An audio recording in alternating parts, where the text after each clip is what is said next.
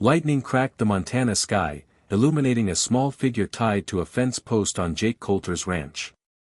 Rain lashed the plains, the worst storm in years, and Jake, checking his cattle, froze at a sound carried by the wind, not the usual cries of spooked animals, but a human whimper, faint against the thunder.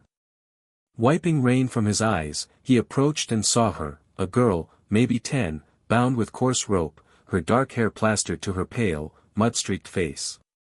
Her clothes were torn, soaked through, but it was her eyes that stopped him. Even through the rain and fear, they burned with an intelligence that seemed to pierce his soul, calculating, measuring, understanding things beyond most adults. "Jesus Christ," Jake muttered, pulling his knife. "Hey, little one, I'm gonna get you free."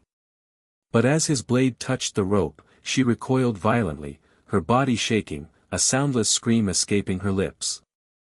Those brilliant eyes darted, scanning, processing, never meeting his gaze. Jake, a solitary rancher for 15 years, knew wounded animals, but this child was different. Her flinch, her rocking motion once the ropes fell, her silence, it wasn't just trauma. Her intelligence radiated like heat from a fire. "Who did this to you?" he asked, crouching but keeping his distance. "Who left you out here?" She didn't answer, instead making soft clicking sounds with her tongue, her gaze fixed on raindrops hitting a puddle, her fingers tracing invisible shapes with eerie precision. Thunder roared, and Jake made a snap decision. "Come on, let's get you warm and dry. We'll figure out the rest later." Leading her to his cabin, Jake couldn't shake the unease. Fresh tire tracks near his gate, deliberate in the mud, suggested someone had chosen his remote ranch intentionally. Why? Inside, the cabin felt like a tomb. The girl stood by the door, dripping, her eyes scanning every corner, every shadow, like a wild Mustang ready to bolt. "It's okay," Jake said softly. "No one's gonna hurt you here." But when he reached for a towel, she made that clicking sound again, faster, more urgent. Then she began counting, not aloud, but her lips moved in sync with raindrops hitting the window, her fingers tracing mathematical sequences. Jake watched, stunned, as her movements anticipated each drop, as if she could predict the chaos of the storm itself. "How are you doing that?" he whispered. She met his gaze, and Jake felt like he was staring into something beyond human. She pointed to his coffee table, where yesterday's newspaper lay, headline visible, "Gifted children vanishing across 3 states, FBI investigation continues." Jake's stomach sank. He hadn't left the paper like that. Someone, or something, had arranged it. A truck engine rumbled outside, distant but closing in. Jake's ranch was 20 miles from the nearest neighbor. Nobody drove these roads at night. The girl's eyes widened, her clicking now rapid, almost like Morse code, purposeful even in her terror. "They followed you here," she whispered, her first words, sharp and clear. "They always follow." "Who follows?" Jake demanded, peering out.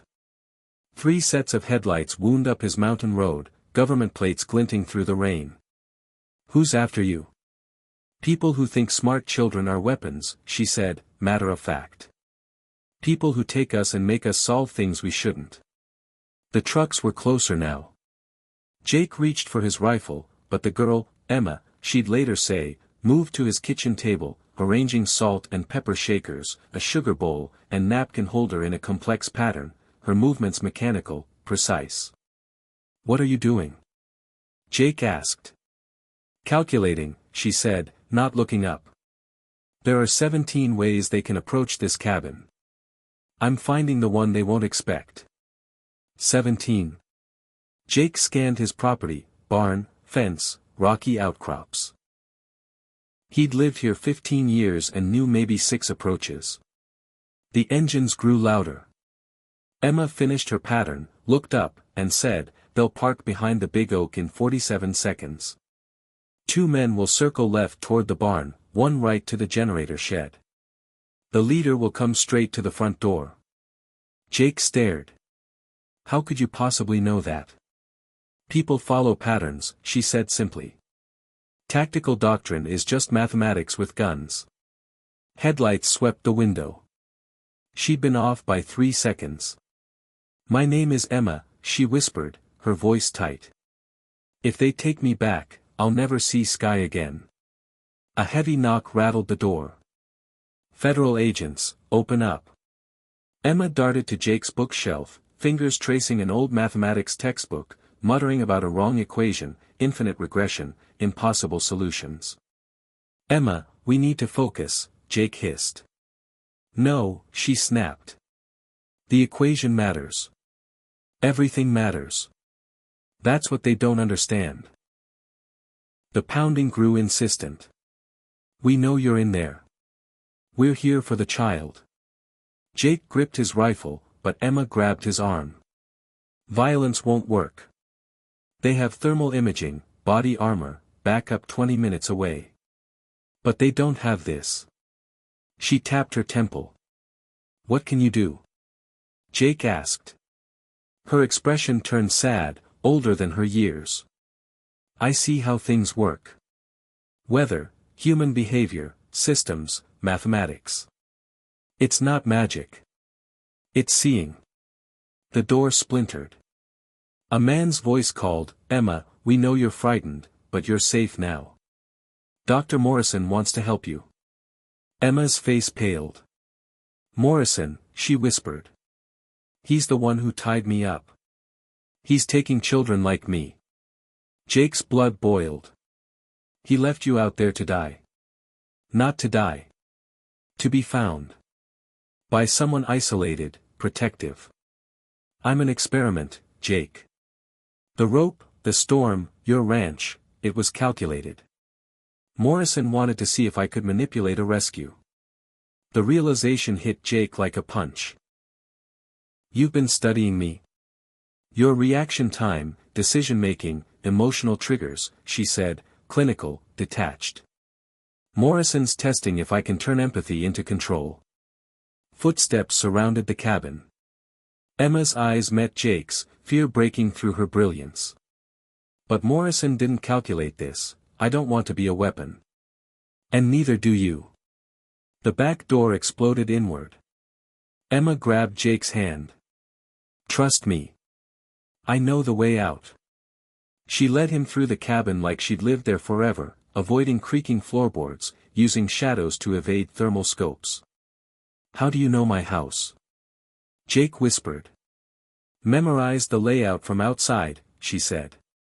Standard ranch construction, 1987. Foundation settling, electrical conduits, load-bearing walls. I can't turn it off, Jake. My brain sees everything.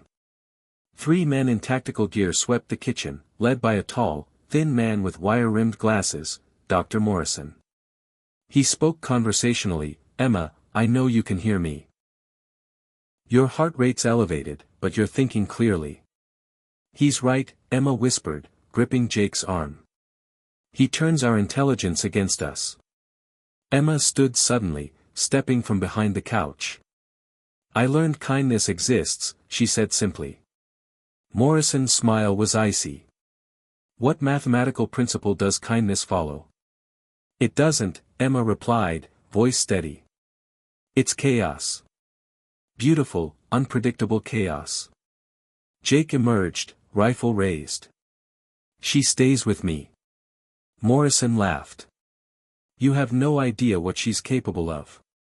Emma's solved energy equations MIT couldn't crack, predicted weather with 99.7% accuracy, calculated human behavior like code. She's a weapon. She's a little girl, Jake growled. Morrison showed footage on a tablet. 23 gifted children, ages 8 to 12, all extraordinary. Emma's our best. She convinced her own mother to abandon her, manipulating financial stress and emotional weaknesses. Jake felt sick. Emma's eyes filled with tears. I didn't want to, she whispered. They'd take other children if I didn't. Morrison's voice hardened. Cooperation keeps you alive, Emma. Resistance gets you terminated. Emma smiled faintly. You made one error, Doctor. You assume Jake would fear me. He doesn't. He's angry. Morrison frowned. What does that change? Everything, Emma said. Angry people don't follow patterns. They create new ones. Now, Emma whispered. Every light in the cabin died, electronics, clocks, everything. The backup generator roared, but lights flickered in patterns, radios screeched, the TV cycled channels. Impossible, Morrison hissed. I can't control electronics, Emma said from the darkness, but I can predict power fluctuations, lightning strikes. I've been studying your equipment. Lightning struck, frying Morrison's gear. Emma's clicking resumed, a countdown. I've been sending messages to the other children, she said. Teaching them to break free. Morrison's radio crackled with panicked reports, facilities failing, children escaping. 17 facilities, 86 children, Emma said. I've calculated their escape route since you took me. You were isolated, Morrison snarled. I used weather patterns, lightning strikes, she replied. You taught me intelligence is a weapon. You forgot weapons can turn against their makers. Emma grew pale, nose bleeding from mental strain. Morrison sneered. She'll die saving them, Jake. Is that what you want? There's another way, Emma whispered. Faith. I can't calculate random human choice. Morrison's system needs predictability. Your chaos he can't control. How do I help? Jake asked. Do something illogical, unpredictable. Jake walked toward Morrison, hands raised. You win. Take her. Morrison smiled. Smart choice. His men moved toward Emma, but Jake spun, firing into the generator. Sparks flew, plunging them into darkness. You destroyed your escape, Morrison said, confused. Exactly, Emma whispered. Lightning struck with precision, destroying Morrison's vehicles, radios, systems. You created chaos, Emma said. No patterns. The children are free. Morrison pulled a grenade pin. If I can't have you, no one will. Jump, Emma whispered. Jake threw them through the window as the cabin exploded. They landed safely, debris missing them by inches. How did you know? Jake gasped. I didn't, Emma said, eyes clear. I chose faith over calculation. Morrison's team fled, their operation collapsed. Morrison vanished, dead or escaped, Jake couldn't tell. Emma stood, steadier. The children are safe. I feel it. Where will you go? Jake asked. Emma looked at the ruined cabin, then the clearing sky. I want to stay.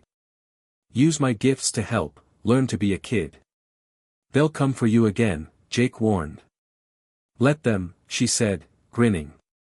I can calculate some great defenses. 6 months later, Jake's rebuilt cabin had Montana's best early warning system, designed by Emma. She helped farmers, predicted weather, and learned to ride horses, embracing childhood. Morrison was arrested, his program dismantled, laws passed to protect gifted children.